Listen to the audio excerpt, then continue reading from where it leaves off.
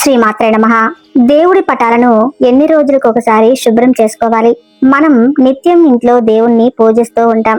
కష్టాలు, ఆర్థిక బాధలు, అనారోగ్యాలు దరిచేరకుండా ఉండాలని మనం దేవుణ్ణి పూజిస్తాం. అయితే చాలా మందికి దేవుని పూజా గదిని ఎప్పుడు శుభ్రం చేయాలి, ఎలా శుభ్రం చేయాలో తెలియదు. పూజా గదిని శుభ్రం చేసే విధి విధానాలు తెలియక దేవుని ఆగ్రహానికి లోనయ్యి ఇబ్బందులకు గురవుతూ ఉంటారు. అసలు దేవుని గది ఏ వారం శుభ్రం చేయాలి, ఎలా శుభ్రం చేయాలి, ఎలాంటి పద్ధతులను పాటిస్తే దేవుడు అనుగ్రహం మన మీద ఉంటుంది అన్న వివరాలను ఇప్పుడు తెలుసుకుందాం. హిందూ పురాణాల ప్రకారం శుభ్రంగా, చక్కగా, సానుకూలంగా ఉన్న ఇంటిని మాత్రమే దేవుడు సందర్శిస్తాడని చెప్పబడుతుంది. కాబట్టి ఇంటిని ఎప్పటికప్పుడు శుభ్రం చేసుకుంటూ పూజా గదిని అలంకరించుకోవటం వల్ల భగవంతుడు ఇంటికి తప్పక వస్తాడు. ఇంటిని శుభ్రపరచుకోవడంలో భాగంగా పూజా గదిని శుభ్రపరచడం కూడా చాలా అవసరం. కాకపోతే కొన్ని జాగ్రత్తలు తీసుకోవాల్సి ఉంటుంది. తెల్లవారితే చాలు చాలా మంది భగవంతుడికి పూజలు చేస్తూ ఉంటారు. భగవంతుడికి భక్తి శ్రద్ధతో నియమ నిష్టలతో పూజలు చేస్తూ ఉపవాసాలు ఉంటూ భగవంతుడి యొక్క అనుగ్రహం ఎప్పుడు కలుగుతుందా అని వేచి చూస్తూ ఉంటారు. అయితే భగవంతుని యొక్క అనుగ్రహం పొందాలంటే మనం చేసే పూజకు ఫలితం ఉండాలి. మనం చేసిన పూజలకు ఫలితం దక్కాలంటే పూజా మందిరం అనేది శుభ్రంగా ఉండాలి. అయితే చాలా మంది పూజా మందిరంలో అనవసరమైనవి పెడుతూ ఉంటారు. అలా ఎప్పుడూ కూడా పెట్టకూడదు. చాలా మందికి పూజా మందిరాన్ని ఎన్ని రోజులకు ఒకసారి శుభ్రం చేయాలో కూడా అస్సలు తెలియదు. దాని గురించి ఇప్పుడు ఈ వీడియోలో వివరంగా తెలుసుకుందాం. అదేవిధంగా పూజా మందిరాన్ని ఏ విధంగా శుభ్రం చేసుకోవాలి, దేవుడి విగ్రహాలను ఏ ఏ దిక్కులలో ఉంచాలో కూడా ఇప్పుడు ఈ వీడియోలో తెలుసుకుందాం. ముందుగా అందరూ ఈ వీడియోని లైక్ చేసి జై శ్రీకృష్ణ అని చిన్న కామెంట్ చేయండి. పురాణాల ప్రకారం ఏ పూజా మందిరం అయితే శుభ్రంగా ఉంటుందో ఆ ఇంటిలోకి దేవతలు వస్తారని చెప్పబడి ఉంది. పూజా గదిని శుభ్రం చేసేందుకు ఎప్పుడూ కూడా చీపురుని అస్సలు ఉపయోగించకూడదు. ఒక శుభ్రమైన వస్త్రమును తీసుకుని పూజా మందిరాన్ని శుభ్రం చేసుకోవాలి. పూజా మందిరంలో భగవంతుడికి సమర్పించిన పువ్వులను ఎక్కడ పడితే అక్కడ వేయకూడదు. వాటిని ఒక కవర్లో పెట్టి మీరు నదీ తీరానికి వెళ్ళినప్పుడు పారే నీటిలో వాటిని వదిలేయాలి, లేదా మీ దగ్గరలో ఉన్న కాలువలో అయినా పడేయవచ్చు. అది కుదరని వారు ఏదైనా పచ్చని చెట్టు మీద పూజలు ఉపయోగించిన పువ్వులను వేయాలి. మనం పూజకు ఉపయోగించిన పువ్వులను ఎప్పుడూ కూడా తొక్కకూడదు. పూజా మందిరంలో మనం దీపారాధన చేసినప్పుడు ఆ దీపారాధన యొక్క పొగతో పూజా మందిరంలో నలుపు రంగు ఏర్పడుతుంది. అలా నలుపు రంగులో ఏర్పడిన మసిని ముందుగా ఒక తడి వస్త్రము తీసుకుని శుభ్రంగా తుడవాలి. ఆ తరువాత సబ్బు నీటితో కానీ స్క్రబ్బర్తో కానీ శుభ్రంగా పూజా మందిరాన్ని తుడిచి ఆ పూజా మందిరానికి పసుపు మరియు కుంకుమ, గంధం బొట్లు పెట్టాలి. మీ పూజా మందిరం చెక్కతో చేసిన పూజా మందిరం అయితే ఒక తడి వస్త్రమును తీసుకుని శుభ్రంగా పూజా మందిరాన్ని తుడుచుకోవాలి. పూజ చేసే ప్రతి ఒక్కరూ పూజా మందిరం మధ్యలో బియ్యం పిండితో ముగ్గు వేసి దాంట్లో పసుపు కుంకుమను కూడా వేయాలి. పూజా మందిరంలో భగవంతుడి యొక్క పటములు లేదా ఫోటోలు అనేవి నేరుగా క్రింద అస్సలు పెట్టకూడదు. ఒక పేపర్ పైన కానీ లేదా వస్తువు పైన కానీ పెట్టవలను. దేవుడి పటాలను ముందుగా తడిబట్టతో తుడిచి తర్వాత పొడి క్లాత్తో తుడిచి శుభ్రంగా ఆ తర్వాత గంధం బొట్టును పెట్టి దానిపై కుంకుమ బొట్టులు పెట్టవలెను. దేవుడికి ఉపయోగించిన దీపారాధన ప్రమిదలను ప్రతిరోజు శుభ్రం చేసుకోవాలి. అయితే దీపారాధన ప్రమిదలు అనేవి జిడ్డుగా ఉండటం వలన వాటిని సబ్బు నీటితో నానబెట్టిన తర్వాత ఒక స్క్రబ్బర్తో శుభ్రంగా కడగవలెను.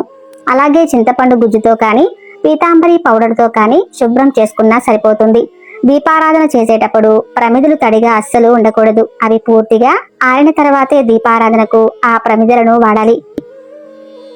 దేవుడికి ఉపయోగించిన రాగి పాత్రలు కానీ వెండి మరియు ఇత్తడి పాత్రలు కానీ చింతపండు గుజ్జుతో లేదా నిమ్మకాయతో శుభ్రం చేసుకోవచ్చు. వెండితో చేసిన చిన్న చిన్న ప్రమిదలను ఉప్పు, నిమ్మకాయతో లేదా పీతాంబరి పౌడర్తో శుభ్రం చేసుకోవచ్చు.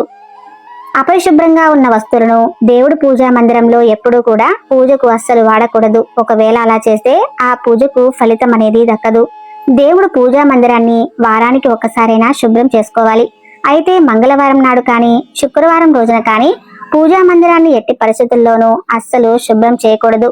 ఒకవేళ మంగళవారం లేదా శుక్రవారం రోజులలో పండుగ దినాలు వస్తే ముందు రోజు మీ పూజా మందిరాన్ని శుభ్రం చేసుకొని ఉంచుకోవాలి. ఈ నియమం వ్రతాలకు, హోమాలకు కూడా వర్తిస్తుంది. వారంలో వచ్చే గురువారం రోజున లేదా శనివారం రోజున పూజా మందిరాన్ని శుభ్రం చేసుకోవచ్చు అని పండితులు చెబుతున్నారు.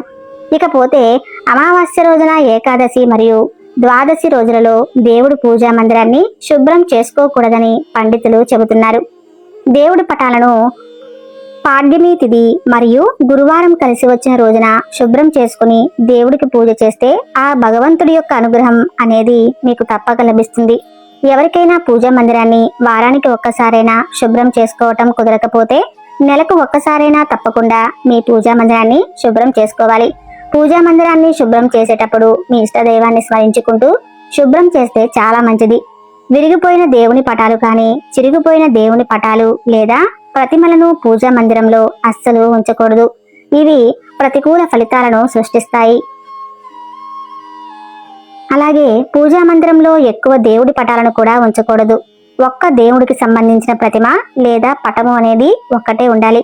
మీ పూజా మందిరంలో శివలింగం కనుక ఉంటే ప్రతినిత్యం శివునికి అభిషేకం అనేది చేయాలి. నీటితో అయినా సరే ప్రతిరోజు శివలింగానికి అభిషేకం చేయాలి. అలాగే శివలింగం పైన జలధార కూడా తప్పనిసరిగా ఉంచాలి.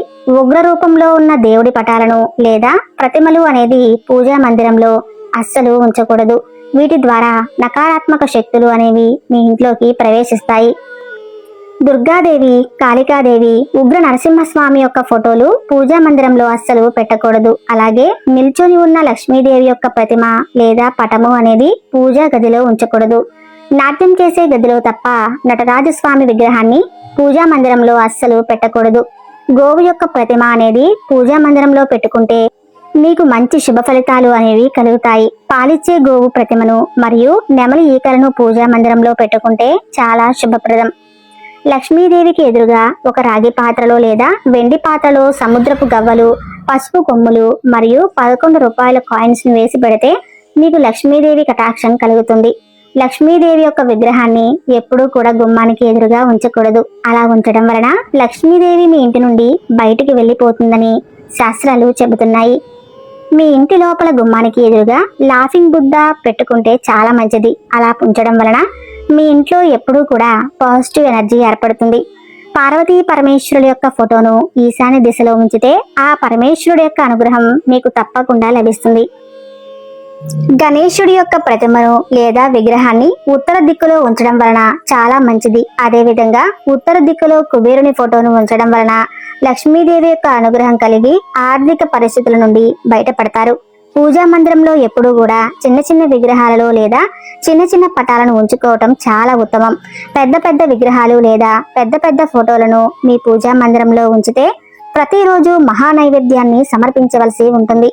ఆంజనేయ స్వామి ప్రతిమను ఆగ్నేయ దిశలో పెట్టుకోవడం వలన దుష్టశక్తుల బారి నుండి బయటపడవచ్చు. సాయిబాబా ప్రతిమను వాయువ్య దిశలో పెట్టడం వలన మనశ్శాంతి అనేది మీకు కలుగుతుంది. నిల్చున్న లక్ష్మీదేవి ఫోటో మీ ఇంట్లో కనుక ఉంటే ఆ ఇంట్లో లక్ష్మి స్థిరనివాసం ఉండదని అర్థం. ఇంట్లో పూజా మందిరాన్ని దక్షిణం వైపు ఎట్టి పరిస్థితుల్లోనూ నిర్మించకూడదు. అలా నిర్మించడం వలన మీ ఇంట్లో ప్రతికూల ప్రభావాలు ఏర్పడతాయి. దక్షిణ దిశగా పూజా కార్యక్రమాలు అస్సలు నిర్వహించకూడదు. శివుడు వీరభద్రుడి అవతారంలో ఉన్న ఫోటో ఉంటే ఆయన ఆగ్రహాన్ని ఎవరూ ఆపలేరు. అందుకని శాంతంగా ఉన్న శివపార్వతుల విగ్రహాలను లేదా ఫోటోలను మాత్రమే మీ ఇంట్లో ఉంచవలను. మీ ఇంట్లో పూజా మందిరం ఎల్లప్పుడూ కూడా ఈశాన్య దిశలో ఉంటే చాలా శుభప్రదం. ఇలా ఉంటే కనుక మీ ఇంట్లోకి ఎప్పుడూ పాజిటివ్ ఎనర్జీ వస్తుంది. అలాగే మీరు చేసే ప్రతి పూజకు ఫలితం దక్కుతుంది. చూశారు కదండి. ఈ వీడియో గనక మీకు నచ్చినట్లయితే ప్లీజ్ లైక్ చేసి మీ ఫ్రెండ్స్కి షేర్ చేయండి. అలాగే మా కొత్త వీడియోస్ మీకు వెంటనే చేయాలంటే మా ఛానల్ను సబ్స్క్రైబ్ చేసుకుని పక్కనే ఉన్నటువంటి బెల్ ఐకాన్ను ప్రెస్ చేయండి. ధన్యవాదములు.